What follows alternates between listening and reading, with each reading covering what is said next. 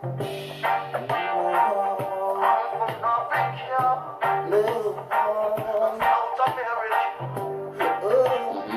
venyali sudo venyali mo be biari so be finding okay kodo men ka jojanga siaral de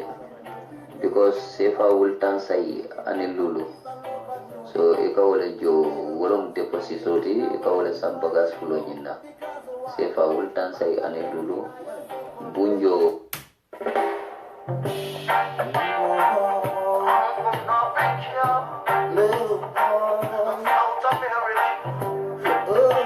ella venyali sudo venyali mo be biari so be finding okay kodo men ka jojanga siaral de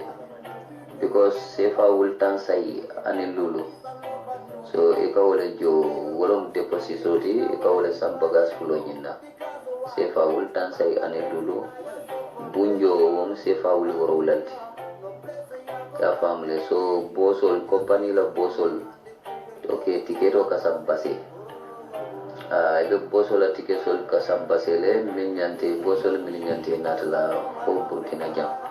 banite pareta nala anytime drong so benno banyi text le new mari call drong so ala pitiko be damin abeje direction dile la sita tiketo sam ya family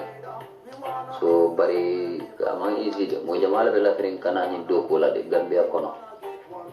mol be la firin pakele kana do ko ni nabal ko do ni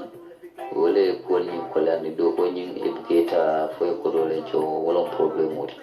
banni ko do jo ite la curriculum because yala ito ka joro ke lokun ni lokun ila curriculum jo yo wasiata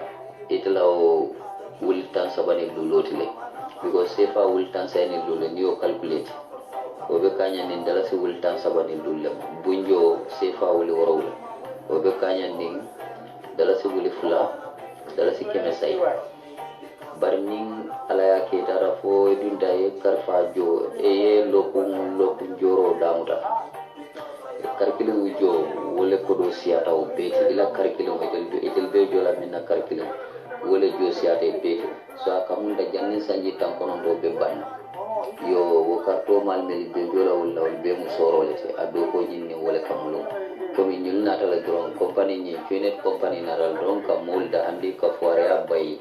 moli kono because ni mu fen down la do ko yo nyinka e make so dron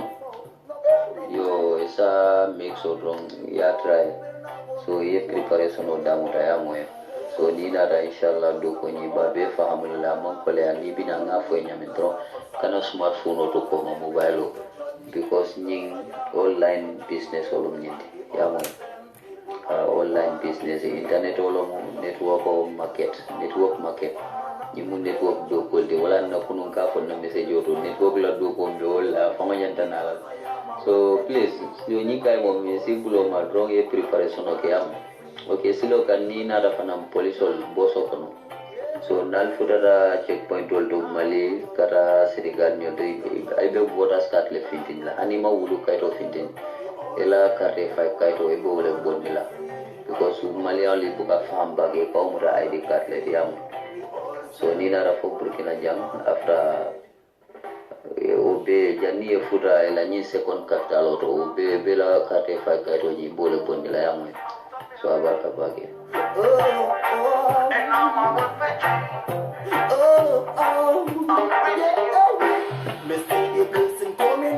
Africa, you know every day. And Africa, them calling up for peace and love and unity. Together, us one the thing I will them. Baru so avenya de sudo avenya de so mune be jare bakan do wando ngamra no alaji lom because na textol leje ave saferi no makalo so bakan do wando bakan na be nyola do wando mam fanal ba mane gambar so hakilo e ku kende dila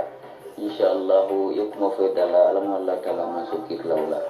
jang yamo nyamen tonya be dia dame abe diari wole nyama fana yo jam lamyo jam bi karfla sabanjam be joro dam dala inshallah nadia Allah taala masukit karfla trom abe wole sila sabanjam be joro dam dala anum ak jang ke jodo lalla o euro ke je dolala o ero andu joro dumande mom lokun etul ka joro ke lokun ni lokun ne ka joro ke andu joro dumande mom dola ke mafula o ero ke mafula so ni o calculate dala sola o beta dala si wuli tam lokun karo beta wuli tan nan dala so andu mu dumande on lati yalo doko ay sartol le soto yo tunkon le bije tunkon dol bije fa ni fu data wolto lokun e ka dola ke menanta lokun dola keme nan tumpon dol bije dol mol bija miliale ke jo dola keme woro e ka dol jo dola keme say niwo kay yokuma fotem bi ni ata Allah taala man so be kitlala alamu akana me ay ke science ni be bulo malante because right now then okay kunum ne fanga modol tresi fu jandol bota sarakali dol bota nawde tendala yo na nyanko ko yala wol be nakana drom kata ma bali bele bi jang kay mom jang sato menti jang wolo mo hani same madina bi jang kata madiana be bi janne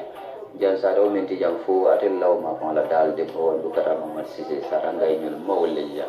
bar hani samba ngay ñoli be bi janne ñin do ko yalon do ko ñi mune apondano na sewo warande niate start ni joro damda sanji tankono to contrat ko sanji tankono do banketil tankono to sanji tankono to dokolo niya damuta doko nyimbuka kutu ka continuer anu doko la bunda do bije yo ni fudata o bunda to so hanni seta gambia ila jo loku ibe jola hanni fara loku ila molbe ila jo tala so wole company ndi andi so abe nyamen dal so de tumando ninga karsaba so de jandro mbena gambia annu sitarage mbena jota la bana inshallah ninga 3 months so to jamba be jara karsala na diata ala ninga mom ndebe duala sima bani jata kendala ko ala so kala pot yo hakili mire hakili kendo men so dani mira kendo so alamu allah taala ma so kitla la ning atra ikamen fo allah kay obije yalon ko do diata moy ni la karoti je so amay jare ayke barnala karobi je alam Allah taala masukit lala so isi fero be kata drong yo yenata ku kendo ni hambe ku kendo men soto so nin ata albe wakila sarti akana ke ku meri because mama sise fana so mo jamal le ba ko to je pour kela dinde wonare baram ko en ko alsal bloma because bansam ma fan dem fay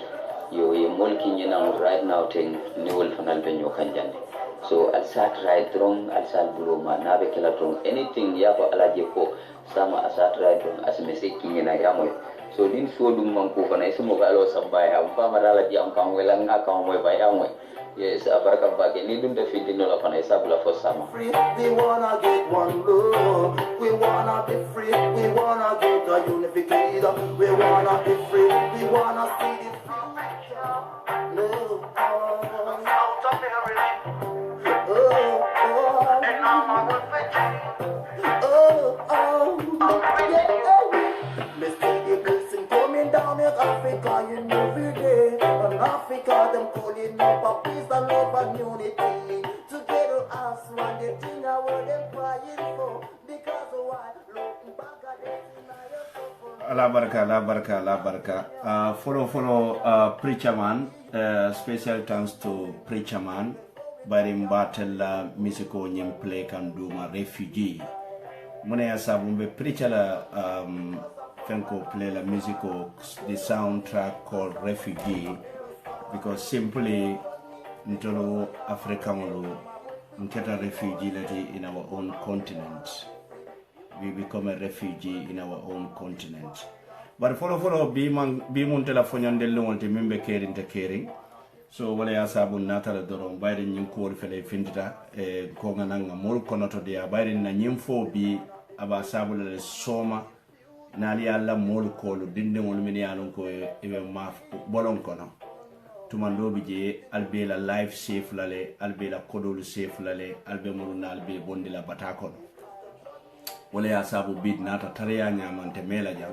bari mbele holiday mbe resle la bi tenel lu bukana mimbe kayrina wala ya sabu manta tv to fan ko batu ngana simple facebook live ke isaje ko we can save some lives at least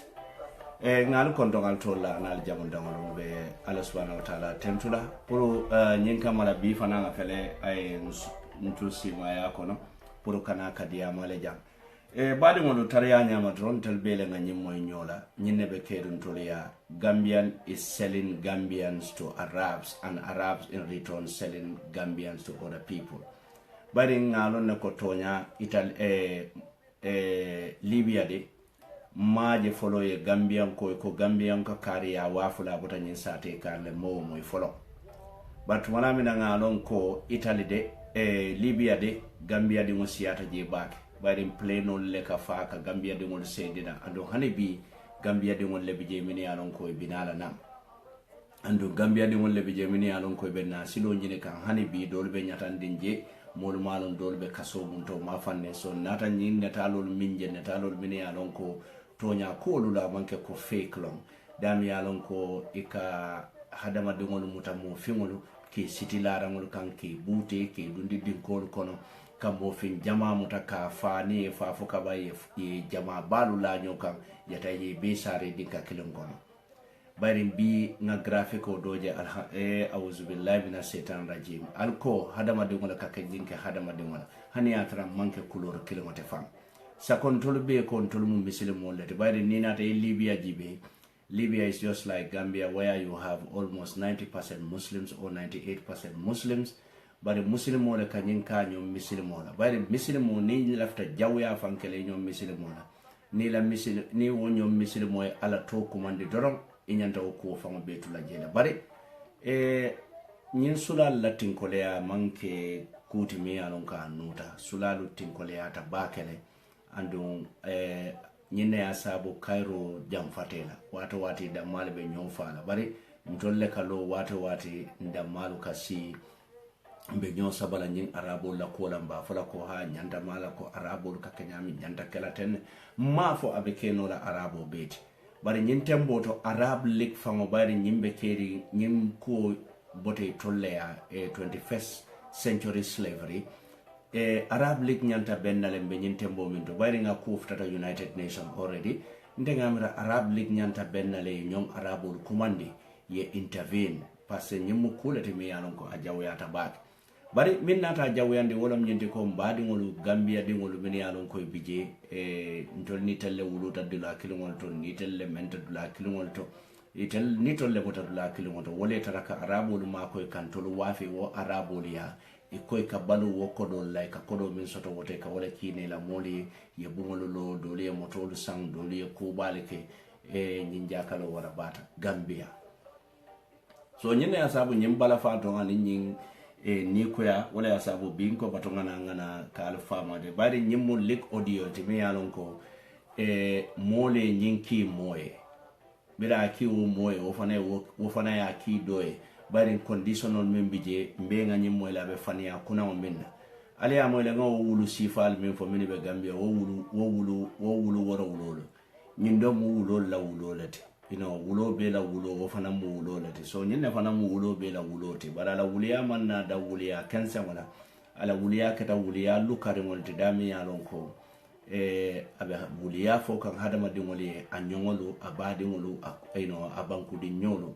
nyin kamala ke samba kate dun toro kono atako wole mata la balura ko ko Gambia nena nga nyim fo na programme do kono ko Gambia kata selim bankoti molu ka bafutu wonyini nyom molu lela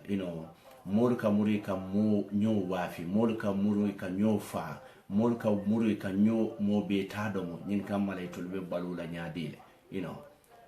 God made man and man is using man is selling man for money. Man is using man for money. Man is stealing man for money. But God made man, and man supposed to live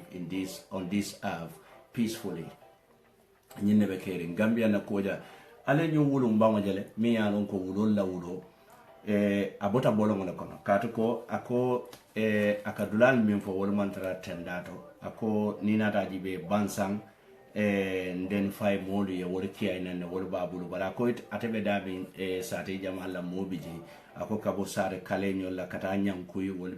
dingol be bijela andatale wol be ma ko ka do ko dila andunga manna da wota ko mawdo tendato kata madiana kata fo sambangay atele ka do ko cika wodi wolbe la wolbe bijela monta aka nyimmin call aka nyinne nene ka voice message wol ki so nyin sifa alle be kere nyinne fanan ka dindingol sambanam nyinne ka dindingol motivate nyinne ka sabu dindingol ka wo hame furi mo soto e ka boyla wulula ko to wato do fay buka sara wato do li katale la wulula la mabo duladu ye dunje kodo sunyaaje walle fenta e manyana mintala enen boro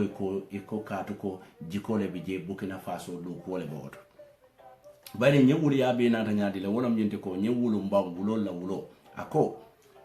do ko le findita Burkina Faso do ko mi yalon ko e kejo nin dola la walla euro ako andu wodo ko e Burkina Faso dingoluta e kala fi lunta walla la mimbota Afrika dula doluto do ku jumala be kala wandi banko ka wodo ko dula ko mbuka nyim banko dingoluta bari banku dolu dingolu mini yalon ko wolle bina mbe wolle tala do ko la wobe kala nyun do ko sifanya de bari meta nyim fola ko sai defa ya ha hel wande do wax dega se wole be kere parce que nyin na nyim fo mi yete be Gambia imam faham imam inform sakwa ka nyin dulali mim fote jeli jam fata ten dalu la watu kibaro ke sota ka kole aba yoyete be sirin Burkina Faso bari ni arabo lebe do ko la ene arabol be mun do ko la nyaadi la wolom nyinte ko itele be kele ye agento te ka wuliya fo moli nyinka mala wo molu sinay ni la kodo yenete tara Burkina Faso ni fotata Burkina Faso nyin kodo be cika ya ditela ye in return ite cika ye di arabol ite ko kodo be te na fala la Gambia nyin jakalo wata de ni atara fay ko e mole bota tendato minka santon ko lu wafute bari santon ko fango dammalle be nyow wafi kan nyindulato nin non problème oti bari mo jamaato be fintila dole bije kabo birkama to kata dula kota wolto ngamulu to moje nyimmo hakiltu wala de badi mon bari wuliya kuna o momende wala nyende ko ako nyendo ko momende abe Burkina Faso le e buka Burkina dingolta e ka luntangol leta andu nibe da nyendo ko la ko ibe minjola wala mo sefa wiltan set sefa wiltan kononto ako sefa wiltan kononto be wala jola ni tata foy fotata Burkina Faso ila bunjo mu sefa wule wara wulalti wala mu $2,000 according to him amontate ay joro belonde ay bunjoli belonde e kamuntate be Burkina Faso bungol le babulu je dami alon ko mol bukar wojola teleya sefa wule wara wula ay nyimbe ta ya londe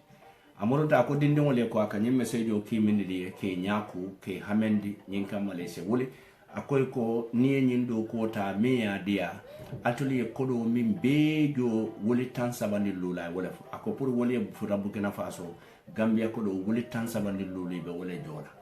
wo wuli tan sabani lula ko niye wojo ni tata foy futa Burkina Faso ila lokun kilinjo woye wobe ko vale amontete wo ko do min be hosul foya dontole foy ko dale wafi foy mune akoni futata Burkina Faso do yeddo ko wadati lokun kilin tili worawula ibe jola minna wole siata ite nyin ko do min bejo ka futaje dalsi wuli tan sabane lolo akol itellaje nyin company ka lokun joro le ka anda ko nyin company munati ako nyin company mu network center ako akay ko nibinala nan kana nyine la smartphone wala yalo nyindo ko be tata nata be mu network center de bar même fanka dia mun jolngalo ne ka man fa jolngalo ne ka man technology lon tous na senia jibe baraka mun fo dindingol sa ko be dindingol me yalo ko be tala nan e sare kale kata nyam ko nyurma fa wala mawdo fen tendato kata madiana nyolto sambangay nyolto e ko ka wol sambale wol nyanta kata network do ko la mun network sifa mun network ngamla mo expert in networking and abe wollate ako network do ko wolon du kare nalibina ala make so any smartphone na company mi alon ka be jola how many thousands but ako company loko be jola minna dole bi je $400 but ni meta je ka $500 so to dole fan kata for $800 a week company mi alon ka be jola $800 even $400 a week wo company ta folete ni bini ni la smartphone na ibata la smartphone no bije computer le bije be batula bari abe wala nya bari momi alon ka be bola na nyanko momi alon ka be bola sara kale momi alon ka be bola madiana tendato momi alon ka be bola saba ni la kota monta e ko ni bina de be na en ko do be jola bari ibe fenkole ibe smartphone sambala na man na dawo fana na ko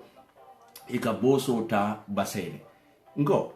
authorities do ko sita ñini long audio sifal min yalon ko ñanta lead di la ñinu lebe ñi mol mutano la ñaade bayde nim boso ka sarse basele boso mi yalon ko ñiye wala fa wala ka dindi wala ta basele ke samba ñin dulato dulami yalon ko mantoro lo ni tate buke da ma mantora ise fangol mantora ye la wulula mantora ye signol mantora ye badingol mantora ye muri ye dunola mansaka ñinne mo kuti mi yalon ka be kedi so ndenga meran for SIA lomba wala for SIS lomba konde buke to fono former NIA ñine la moy la do kote bayri ton mo secret agents lati police olo la secret department ila nafale bayri ñulu ñanta stop la le nam nakelo kanju le ka mune kanju e ka sonko le folo kanju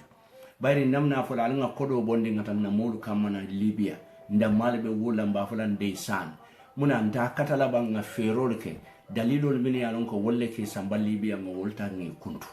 ngo dalilol tangi long ningi long fo kaba nga silo nyini mbe kuntu la nyame nyenda mu kote mi yalon ko nyanta kala bari tolu jama Gambia nyimmeta Gambia le nyanta folo la min nan kala ba walla nyanta laban na min nan folo wala andu ni nyanta laban na min ne folo ta wala buka keku ni nyanta folo la min ne laban ta wala fana ka ketanya to sen ko mola so wala asabun ko bi bato nganyin samana bari aketa kunku wuloti nyaadi le wala mnyente ko ataka bebe wurol bayri aba nyimfola nyi ako do ko mummente wala mnyente ko nita bota nan Gambia ina te la wultan ni lul yela wultan sabani lulu jo ni futata Burkina Faso ibejo la minna bitala fo wulitan nani dokun ako andunga do ko buka kuntu bayri ne wodo ko date sanji tankonondo sanji tankonondo 90 years wala mu contract akate famo hayna felabe do ko ako bara tabe karsaba da mala do ko la nayo karsabo do ko fa paret atabe seyla Gambia ala jobu karata la Gambia la taraman tara do ko la fo sanje tanko non je ni nyin do ko sifa be Burkina Faso munete amira Burkina Faso ko te da frontiere so ron naba luntan be dunna no woto do ko mi yalon ko be karsaba do ko la le yana ay si do fo sanje tanko non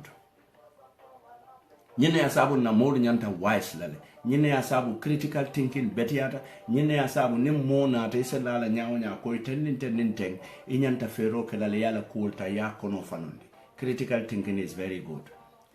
Burkina Faso ko lo bije bata mimbe wala woten tolla Burkina Faso ko lo bije do ko nyino mimbe wala woten tella Burkina Faso ko lo bije do kunta ya mimbe wala woten tolla je Burkina Faso ko lo be siri man do ko soto so Gambia dingo kalo siring Burkina Faso akafanyo Gambia dingo le ko alnana nal fotata jang e bal jola minna kare wo kare angale ko do wili tanko non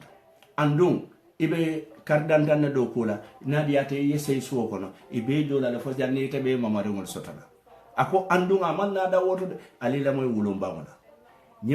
nyemmo jite wulolti aketa kunku wuloti aketa wulumba wuloti aketa wulolla wuloti aketa wulunde firsot aketa wuluda kala jamot ata kilin a nyewulol be sotole je akoni nate lo ye kar sabado ko ni mantali bente ni murunda Gambia hani ya tarete fatale ibe continue la kila modu jolo ko woloku fo jannin sanji tan ko non to be sila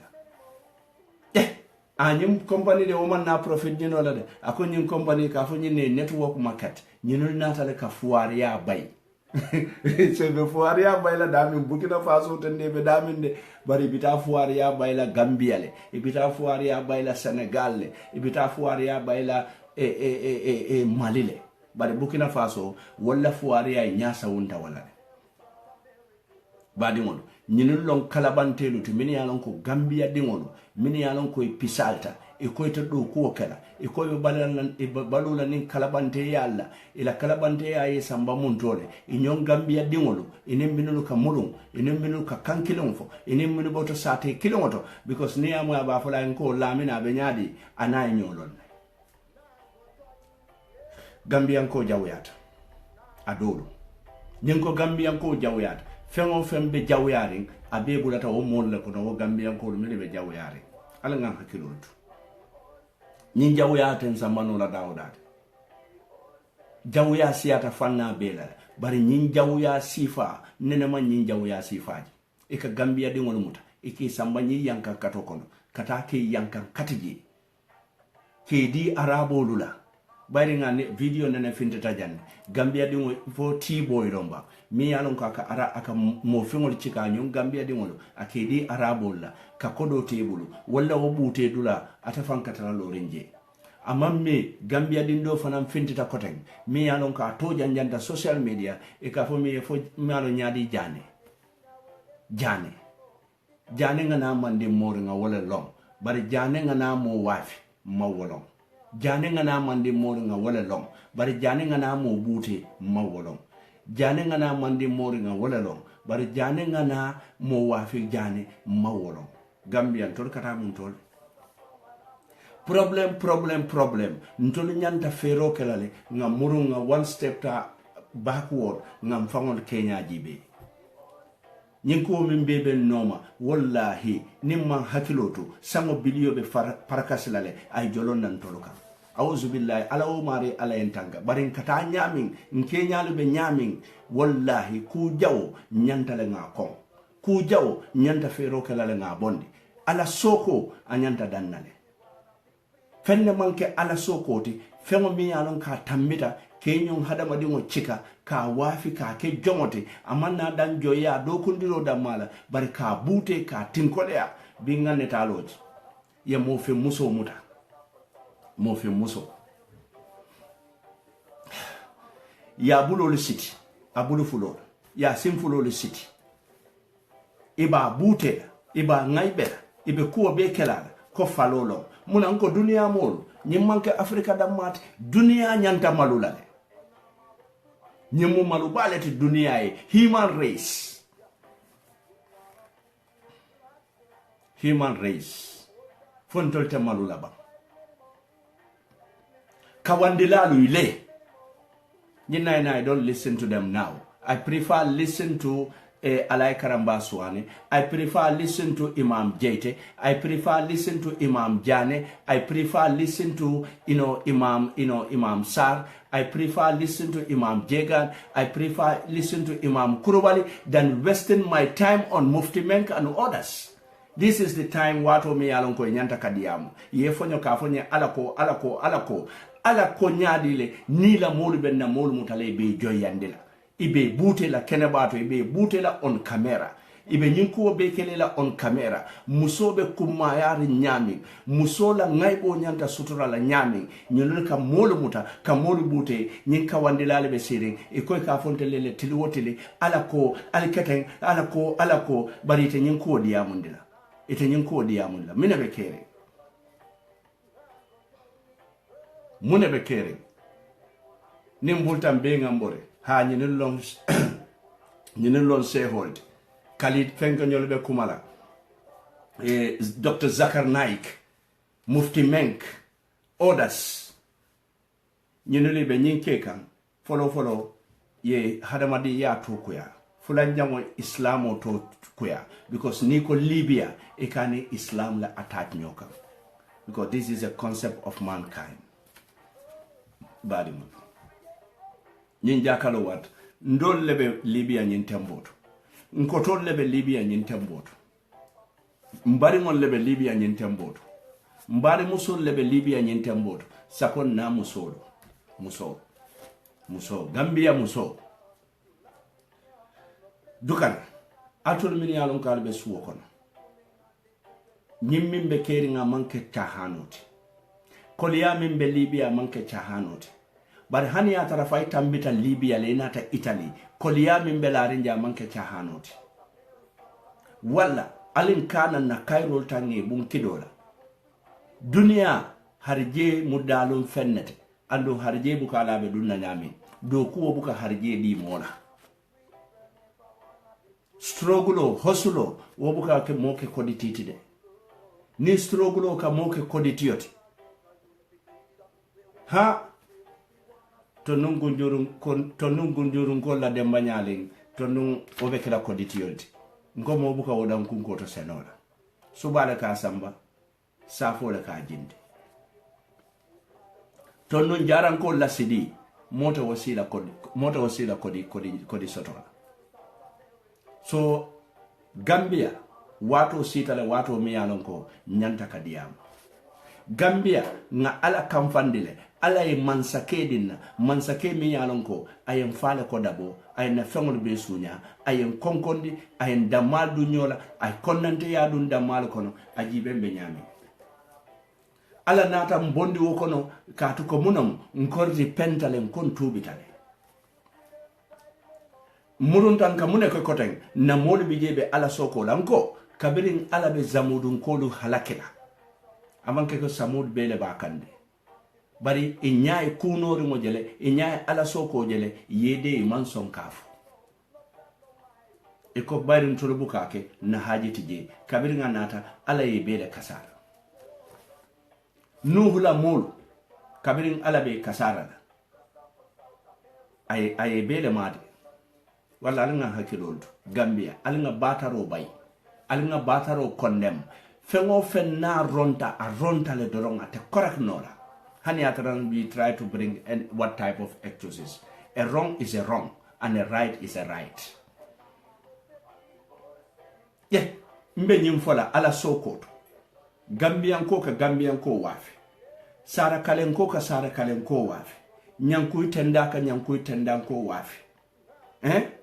mbe wo fola a to dum fam madiana ko ka madiana ko wafi sambangai ko ka sambangai ko wafi badi bun ko ka badi bun ko wafi kiyan ko ka kiyan ko wafi nyomen ko ka muri ke be wafi ala soko le tambita nyenda de mbe wo fola dati dancing ye wala samana ba Gambia dati dancing nga moro moy ngo alinga toñafu alin kana dakalan toñala alin kana fombe kala expert in manipulating the truth. There is no expertise in manipulating the truth. A truth is always a truth. Iko ha jumale fango nyin netalota nyimmalon ko nyin dindingo sa suno le is wrong pour ka dindingo la netalota alanga concept follow jibe netalota ta muntole ye mola private netalota tata muntole nin dindingo le nyim dong sifa organize pasa aha ya fo le gaza don ngo dindingo pasa bi nene nga fo na programme ko na ado le filter na ntolu watu nka kili wande ado le kan and we never learn along the process wande fengolo ntolu ka kile watu min na dindingo le bolle be bulolo wulinda goli side ni tujede nko is their freedom mulai chicken nata janne dindingo be keta te katilati ye dindingo dindinje hane aki bitikoto na bitikoto dindingo be ba te katila mulai chicken dindingo be te katita dindingo be keta te kubire moti fentem fo mulai chicken badi mon ye manda mulai chicken te katoto Simon nata pasa makoko bade fo wulula te Gambia bam fo Gambia wulula lule Gambia authority le titolu le fon kanyene karambudi na karambol ngajele example mentata Gambia was at the lowest of the lowest fenten te kato anin te jija anin pasa muna yara fa nyene bukata karamola nyene kata pasa la Gambia high school pasa iko ha imanyana inetalla because dindingol lonyinti foi malongo is forbidden ka dindingol netal dindingol be pasa la public place in the open ni kuo kuke in the open hane atare mo dina nolti bi mol be netalla le. This is the effect of the social media. Laws are passed everywhere. Bankuti je mi alon ko ye law londi law mi alon ko abe social media copla completely. No. Dindingol tata pasa la. Paparazzi nyol fanan betalla jele de mini alon ko betala netalo la de andu yeta netalo la te nyami ya findede is very good nde I'm very happy pour nga share because munam nim man share molu talon na ko nyinne be kere imagine na share e munek aya sabu sai molu yalo yara fan nyinne be kere behind the scene nyinne be kere backstage yara fan teacher so nita ta karamoto nyinne asabu Gambia we have to revamp our education sector. Name more for it to fola because in the education sector be dominated with foreigners with foreign domination and mune be caring wala nyente ko nita da nyin big high school olto Gambia dingol man si aje teacher ala Gambia dingo bebe borkan karandirola nganna karandiro tu juma lebulu ngatulu ndangol lebulu momi yanon ka kila dindingol karandiro mu daji ka dioleti karamo mbuka kango damma karang barin ka daji ko karanne nka chosano karanka adolu karang nka ada jumale karang nyimmin ke karanda man Gambia adolong anin ada dole nata awule karando kango la binamune kala abala adole chikala ya dila wallahi wande ado chika ya dila nyine ya sabu na classroom or kono pasa nata ji dati dancing dati Friday wala nata Gambia mol kanyem moyno YouTube le dulalto eko Jamaica dati Friday dati dancing ibe ben kene kensamot dolu ju kensamol dolu dorosi kensamol ida malbe nyo pasa la ye nyo pasa fo pasa rango fango man soto kote pasa rango banta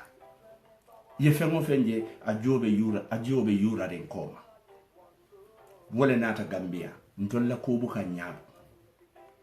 wande kuwolu dorom mbe borla wandi fengolu noma dorom e betiyate man betiyan tolla hajiti je nimborobe wandi fengolu noma dorom ndol Gambian kol ndunta kuwo kuto ntor se boje ngamol tara Facebook ne Mark Zuckerberg ay pentru wula ngol tay ntolo Mark munebe kering teacher soul itolbe sirin nyimbe ke kam school premises le kono amanna amalo warta bak katu ko munom kala mundo dindingol may i fansum fengolu dum bari ye munek ye uniform le dum uniform mi yalon ko it representing one of the most highest school in the Gambia High School ngam uniform tiyo do fananje video to min yalon ko wole nyen se panjambala do wollo Muslim Senior Secondary School je ndol ko 99% ndol mu muslimol Gambia no hani ya ngorota sa foy control malla finyin nan tol mu muslimol pasa wala pasa te barabe nyame nga fo nyam e ka mune ni nyindulatu e ka mune fo nyoy nyindulatu sa nyim video tata nyame viral wululal ta fo le match min dingo bije ke min ka dingo chika kala nda wuto kan muso me yaron ka fango fay bankot munete la wo fam fay bankot ni iman ikama mantala ko ikan katita mune be kala isina kan wala kambandin kon iko kambandin wala yafa ite kambandin tole mi yaron ko imam home training soto imam respect ko soto because wulula no madila ite senyen sun kuto ndem mutaya wulindi tendro ay kanebula ay kankati yeta pu dar bu moto katu ko iba fole telafa DJ Belori nga ba dayella akaka mune pile pasa but it started from the media, from the public media, Gambia Radio and Television. Gambia alanga tonya forek Pura is there to regulate. Ntolo nyanta na ado lonnale, nyanta na value lonnale, nyanta na lokan kungolo lonnale, nyanta lonnale mune mu Gambia te. What represent Gambia? No matter nimbanko dolse muliya nyaonya, but ntolo nyanta mfangolo lonnale, ntolo mu jumalete. Nkoy kon na kebal min yalon koy beddin ko kono bi niye wol wulindi nan dolu enen to be kellale iben kamo kuntul la fo janni ba fo lambe kala nyaadi because we pass the boundaries. We really pass the boundaries. We overstep. Badi mon je muna jinne be Gambia saying Gambia blue female like a fintin anji right now as I'm talking to you nga video je karambungo kono woni nyi video fana man clear andun Gambia karambungo kono lo karambundo dindi ngol be siri sunkuto ndem wolta asita keka aka fango jijaka ke fana ba nyimo jala e koy be munella nyim mali bale kumungolo nyini lack of home training nyini ba sabula ala la jusubo be na Gambia mine ya sabu dulado ta se keje ala ta jusubora bari Gambia mu ndolnga ala danne ala ye dankoma ndunta min kono mbota kono nimbanko dolu mulunte mambono kono hanebi munan tolte ala tentula bang fon tolte ala tentula bari molbe loring fengo feng ha is decent fengo feng ha is freedom fengo feng ha Gambian ko la betenne al dindi wol buleya enjoy nko alnga sila aketa dulal leto tariko kono ala e damino lu buruka na alfal mo min ka alin kana woke yes na alfal mo min alin kana woke because I am a refugee or send people out we wanna be free yeah we wanna be free like oh God could you see them fighting anymore Mr. them are dying many more billion souls yeah for die and lose away when I get to come and before we part to waste some together as one the thing I want me praying for no black no white but one heart we really want anyway manta jam fala woto bar sama ning ala sonta sama binale mimbe kering mbe kuja mala explore la sama wala ya sabu sama mimbe kering kana moda baring mbe kachala kuja balla nyin kenno mi yalon ko ulo la ulo o fana mu ulo lati mbala ku fola mbe murun na nyim pasa mba kono den kandira commenter andung mbe letaro kila authority sako Ministry of Highest Education Gambia High School kabo principal ola Muslim Senior Secondary School kabo principal ola nin teacher ani min yalon ko wolle mabete mo event la soto fa sain karamundo dinni wol ka furalo kala tilibulo modi e ben ida mali be ye dati dancing in Gambia ni afo ka fo le pamodu is a conservative pamodu is a local ndema wori you know dati dancing bori nyinka mone fintoliye Gambia nenenga nyi nyonjo Senegal ka fa nyaadi le ngaaje TFM be fam foi ka fa le robots e ko ka fa le robots musoni keke nyaati le nyola josila ki ka munda ko be bungol kono luoto mobe nyaabina atulu bota kabila jumale atulu bota korda jumale atulu mo sifa nyaadi leti wululal le batulu bulu wo wululal be sirin suwo kono ali wol fa malola ni kamalu ali fa malola almurun dale Gambia fa malola ali generation of fa malola anna le yilfo mo ite ke jumale be nyum futula nyin kendum ko nyaadi hani nyin alamani ala wo mari akana bentela mo fe kato ko momo nyim futu ite fa ngol tenkere muso mi yalon ka dinde ma akalo ka foko na kawa yamela nite wodi nite dingo tata be wo fe futu wala wallela mo tata be wo fe futu wala obe wo manan kunno la ba nyin ke do mi yalon ko kamba ndingo nyin ndeysaan nyin kamba ndingo la ko e mbala faade ke buka nyinki Gambia ke buka nyinki tubabo do fango ndebe bulu film kele ka dum bungo le kono ya act bar Gambia ndol bi mune ben tolla e ko freedom wala nata ya jamme ke ju farle adama baro kata mo ju farla Gambia dingo be chawta dindi merangol dati dancing dindi merangol pasa foka katibom dindi merang sunkutu dindi merang katibom muna almano nyinel be nyello ne foka bansay abe ko yalla la pour nga nyinel stop de hani nga stop banko kan fo luwa jawe laaje example jawe finde ni wonten dindi wol damal se nyosoron bungo kono indi la ticholu ye pasa kedi bo kono fofano iki mota kala mutala bayin sai be hakilotu la camera to andum be social media jamano to alnga hakilotu wallahi alnga ala dani alim be nga jiminga fo ala yamfumma kato nyim kaken na bankola kam ala nyanta ka yamfumma nimman ala la yamfo dani wallahi ala la kamfa man kuntolto ntolma wara bankundi momansia atul min benji be kam nale nyim video jibe alim be nga fo nyola a'udhu billahi minash shaitanir rajim alahumari ala setano jamfande ya kato nyindi ni wol setani be kon setano dol na be fari kono karambungo famoto Gambia High School ni me hakiloto karambungo se buruka fenten fo ala la kamfa aman kuntoluto mbe mol fo la mini kanna mol sambe kate wafi dindi wol ka fenti ko ka fontole nata pasa dindi wol mal len jango nombe nyintembo minto ni tata mandinka dindiŋole koy ko lenjaŋo keñe fere keñe maalo wo minti itata suruwa dindiŋole koy ko kaajo keñe wol fa maalo wolo munti itata joolali ay koy ko bukara bo fele wol fa maalo wolo munti bari dindiŋo be keta muneti te katila pasa pasa wala be keri mo be ba te katila kambandiŋol dalata dindim mera min be dandinte ngamanta dawo da ala kurto ka jolo yamira ni wo futata kurtu jolo wato la mune be kerala wote julu soto da la kurto be tula jolo nal dorom ala o mari ala embe tanka wala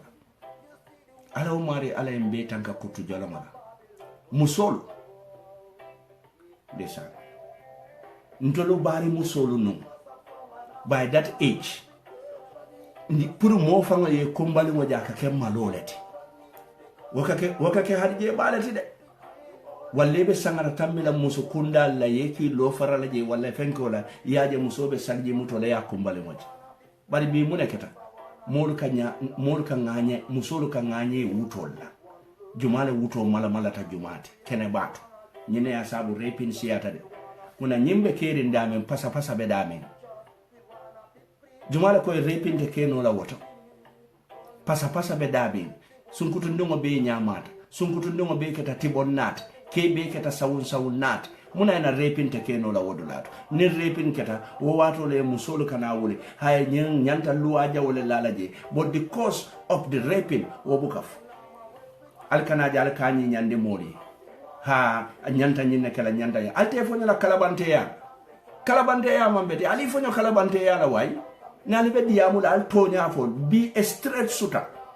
but I don't come here krib karab ha ye nyimfango jumale ya netal ha this is against the law. Which law? Nyunili minke is against the natural law which is more supreme than your so-called law.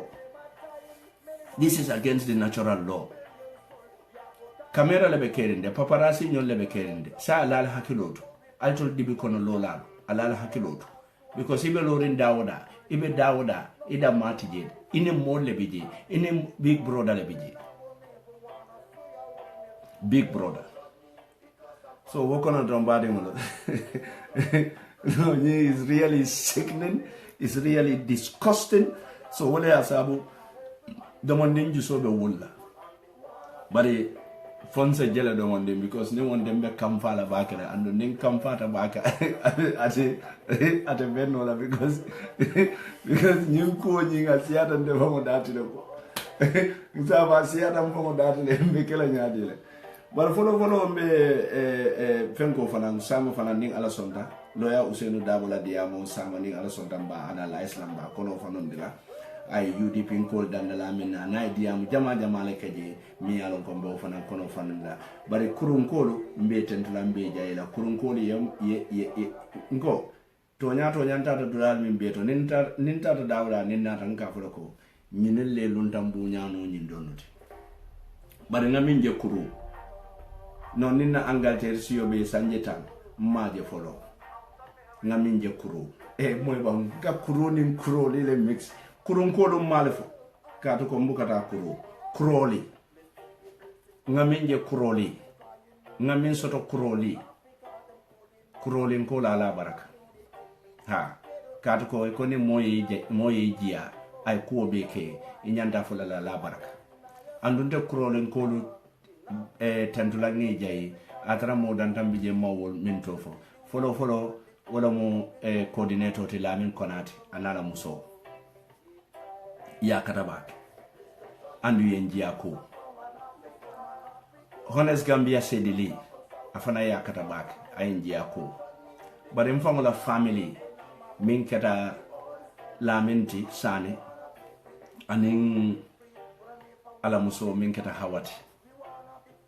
hawa nyangado jalba ko nyaadi le ko buunya baka luntango borondela itolo malla fe ngamuri ya ko tande kadi e buunya min dinda nde ani la ngamuri nji ko te bare banan ndolde buunya ba ni ya kenna wato kala fe ngamulum bayri kala fe buunya la wato so walla hawa ni ke ma Lamin ngalu tentu ngali jayi ali badin si andu dindingol fanan alhamdulillah rabbil alamin. Everything was okay, everything was up to standard. Ala baraka ba. Bari mbadin dole bi je jaran ko lo nga safero ke ate domor dula mbade da mali jibela andu na camera ya mutale big brother andu be evidence sambanale dan bi dat jaran kaman. Ate bu ne ke yaro wala nante ñing penke dulalto ñing hew dulalto e kanyen do sal men nati nan do saka molu malunde because ñing plastic do ñing plastic do sal katare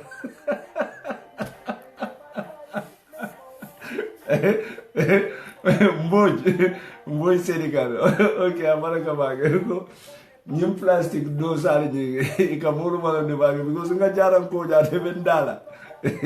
ndekata do wonde because ni plastic do salu fero le bela ni mo fero no e ke malonde le ndeka yole le nga duma ko do nga wulinde ade yenin sise wutuba mi landate je no rambo al nyina wala bari ngay jaran ko mi boy ñi ci wutuba mi lande jate law ñim plastique do sate na ya keta ka ba fen kala nya bala doray do sakate do sakata wo keta do ngaje amman haji ka jolon do mi ko do ma sene atale mi waje la keta do ngaje abula la UDP kaftano ko do mbije jelo yo muta mbije ngaji ay dosa do banan dana banan maden kere kere wo banan katita dosa fula ay wo banan bulala kaftano kono so nyindula kita competition dula de nyaay jaran ko je bar kiyam ko itolian bribe kon kane it fo e ko ngafata kiyam ko do da so tumana mi dangal da hido di la kon talu mala ale min be ke jande hanyala ngofo. But the big brother bijele because in tefo mo eyewitness lete nga kuja male je wodulato nga kuja ma bale je wodulato bari UDP ko yen sambala al kanne ko domoro min be kata nyindulato hotel fula kon don kata hotel do to Simon tata ke hotel do e kale ko do bondi mun tole di source of funding de kadu ko di yaro. This is why I'm neutral. I'm very neutral because more kabone ko pa dia ko abe UDP so yeng tale yendi UDP kola. But being in the UDP is a blessing in disguise. Yeah, understand. So when I DSS ni Mama Kande the Kande boy, Mama Yuki Kande.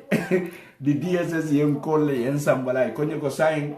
by the watu tele katara wurla de ka famone ko ite you are neutral. Ye Mama Kande nyinin kaja na la source of funding aka kodo bonde muntole e ko bari UDP nkoli nyimmin beke no nyin kodo siata bake ko follow itata 5-star hotel le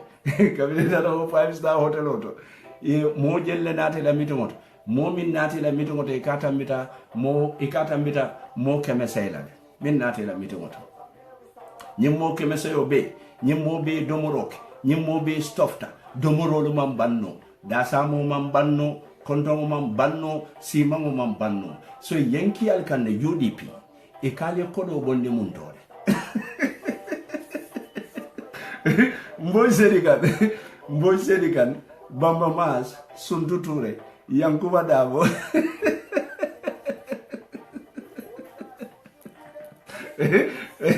DSS ko ngali nyini ka because ye wole lankande nemo kadole sabu ko ngafali le ase sonna wonyi ne gala barzai DSS ye mbo pour ngali nyini ka the diaspora sulu sajima wala the diaspora secret society e ko ngali nyini ka atole nyin kontongol min bek futolu nata findolu nata subu janere ngol nata subu yilari ngol nata nye fulaire ngol nata kisolu tambita ane mun ko te ngale ngakiro bulande ba ko no mesiata ko fatolo fana ala World Bank le sotoba fo biri yaya tata ala World Bank to telle muluma ja no DSS no ela indulate ko nyele pa dia ko yebe nyinyin kale ko nyako we will watch you ni man nyinyin ka we have a war with you anu mala be DS yem furai dukari so wala na ngadu dana atol min yalon kalbe UDP ka follow fenko la mbo sedi gande mo UDP de sola chairman the interim suntu da fe nyolo Yankuba Dabo nyolo Bamba Mas nyolo Lamin Konata nyolo kata fo Bakar Singata nyolo Bakar Singata nyolo ko ali nyin kodo bondi muntole so ngan alliance maramina DSS nga UDP ko nyin kan so sai UDP ko mbale batula al explanation on samana on membe keri ali fondin bondi muntole DSS ko lafta wala lon bari nga MP do jela te tariyata tuma njay ate ko nga faali dabo felay do ko fili janata nyin conference dula anda man sala kodo leta kanana nyin conference dula public money used for politicking bari yala te atnde sana te malon ko dabo manna dabo video rekina bari ngamera abe cosmic nyin kaka wono fo video nyin nata ni DHL la ba so video nyin manna DHL la nata ni WhatsApp la and WhatsApp is free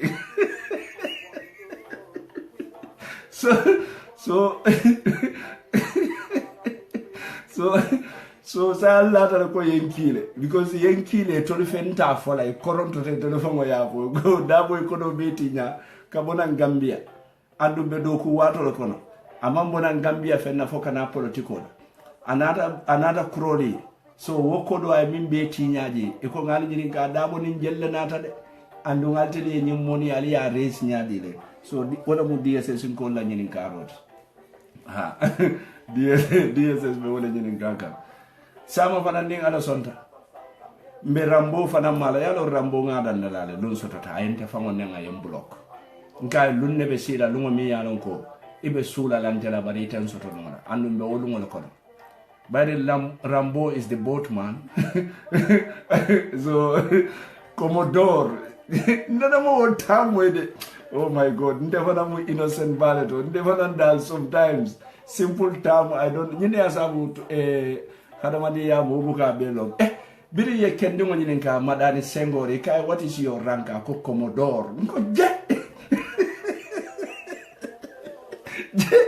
Commodore for commander lomba wala for wadum ko bari Commodore so do na da wonye hey navy le ka ranko so to Commodore so Commodore madani nyadi da nga kilo bulande Commodore madani Senghor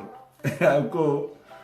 ate nyim projet ko natale pour ka dundu do ta kala kan anin ka felinde ate nyimira wolte bari mi yen jakali rambu ate nada fo commission bunda to fonyo kando ya maji sisi dimo ya mo dani ko ni kay ko rambu jada ye biri en nyum kuno dila ye employment o jelle generate ye mo jelle employé bakaw isa mo naka mo jabla ko iko ali jio dia ko no water is not the solution e kay mo no solution o to do mala ka fole ko stop questioning me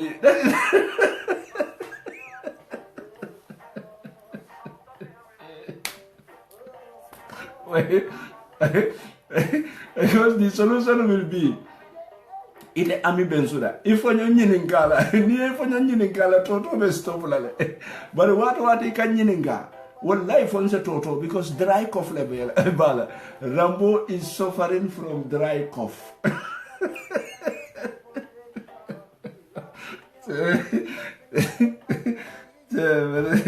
no, but in commission, it's just like a Comedy Central. Comedy Central, binya wale jede Rambo ka toto faka la vela kundu na tabulo ko tan dika jiyo mi so mo fona minale o fona kana mo da mimbe keri mba continue la ka fo le jam so wala wo kama do mbadi ngol ngalu tentu ngali jayi nata doron kanal fa bande do wonde mbare bi mun na offlete so alnyim video share isaje ko mon membe Gambia al say safe nole from the evil monsters mini alon ko lafta kesa bo Burkina Faso kata kate wafuje ali ñim video le share isaje ko Gambia High School la headmaster e la principal o ani Muslim Secondary School la principal o isaje nse julobule kamola ni kundu ngata ngata ñinin ka mune ya sabu ñin keta man sakunda manyana mitla over this is the work of the police, this is the work of the religious leaders o ngamira sai namnam fala namuruju ko namuruju la watu la fenke ko ñin ko fenke nim fenke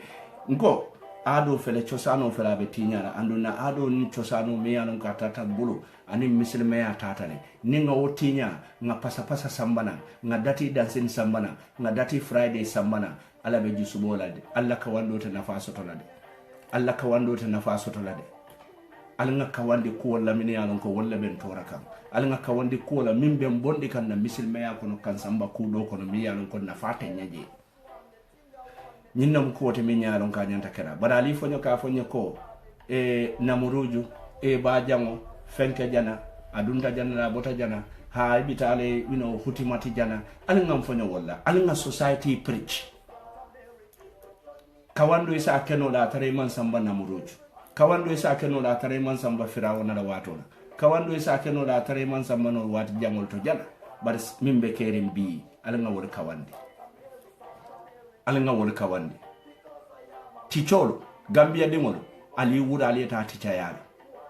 ngoy ko nyindi dingol lon na sama alfalt nyindi dingol lon na turol fele bebe tinyala yamira sama ndolla buntun kono konko temfala buntun kono ba ninna turol be tinyata be nyintem moment dindingol damal ka nyoni kenne dindingol ku kuntamo minje wala ka nyabo dindingo nin keba manke kilomoti dindingo buka keba kota ka dindin ku wala ke so wala ngan na dindingo lo tankande jeri femolto nko jin datita kabrin GRTS le katu ko munam GRTS National TV nyine asabu mbe letaro kila Ibrahima Sellay Ibrahima my brother mbe letaro kila Ibrahima under your watch kulu kake GRTS amanya nakake because akamuna nga akakuja walta ka dundina aduru kono Ibrahima Sella under your watch. This letter is for you Ibrahim itola musuti oti GRTS feroke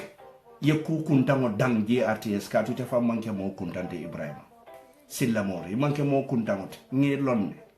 so kana so nyimmo kuntango mbe GRTS yeda kunta ya samana foy muri yete fan kunta yande because itola musuti oti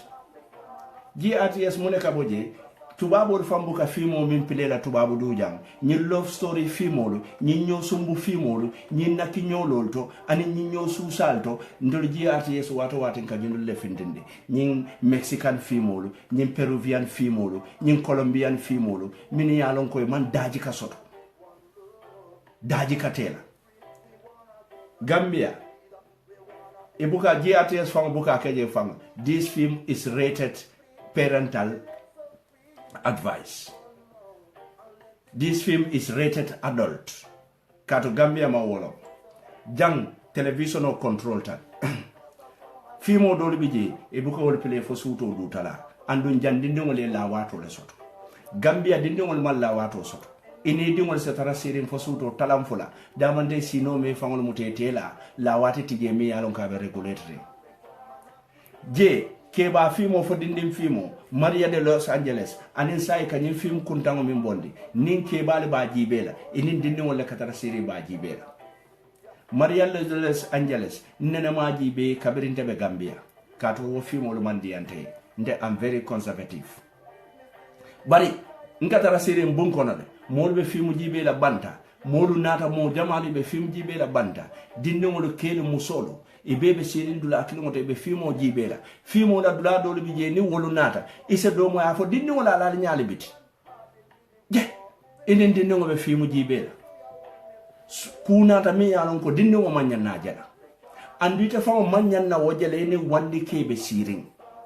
Gambia fo muna nante murun na back to the culture muna nante murun na mbota lo rendami andu wolen tolo na fa to nyanko mo be bitakande bari ntolo man tatakan ntolla silo kam bota jelen jompi tan tata wandi silo kam so yamiran sa tariya nyaaw nyante futala mfuta dulat katu kon na silo nyantan sambala dami mbota wotolen tata lo wandi silo kam wo wandi silo ben sambala wandi le ya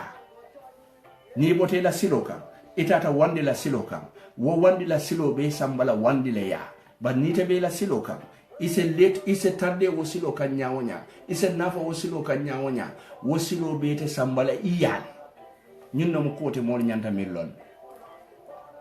ñun no ko te mo nyanta millon bara jakalo wartade mbotan na silo lato GRTS hane misikol ni be pilela ye congolais sambanan half naked ye duladol sambanan jamaicanol half naked Gambia alfalu ba jibela almamulu ba jibela morolu ba jibela everything ba jibela hani ñun commission nim ba jibela between break ise misiko sambanan mi yalon kay ado tinya ay daji ko tinya ay lonyalu tinya ay signalu tinya pura is the regulatory body waton tebe Gambia na radio station ol memo le ditan kata ni na music sifal bi je manya na wol pilela musical min yalon ko wollo mo nyem pasa pasat musical min yalon ko wollo pumpum nyolti musical min yalon ko wollo punani nyolti ntol bu ka wol play Gambia andu wol man diante fanke play radio to yes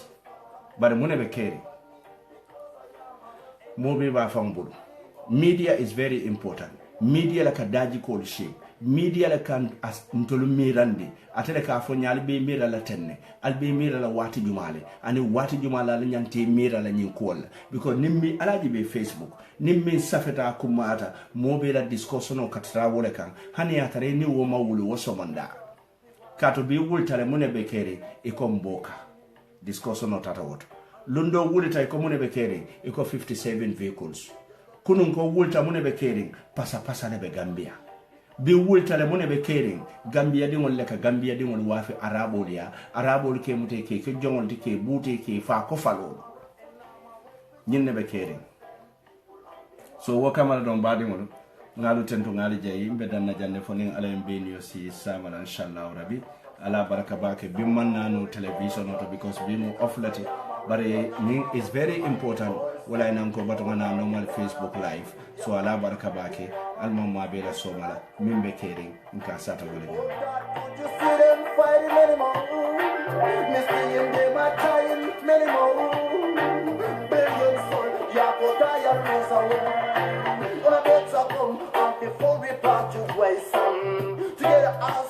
the thing I want me praying for. Not that no why, but one heart me really want. When I go never wanna say I want me through.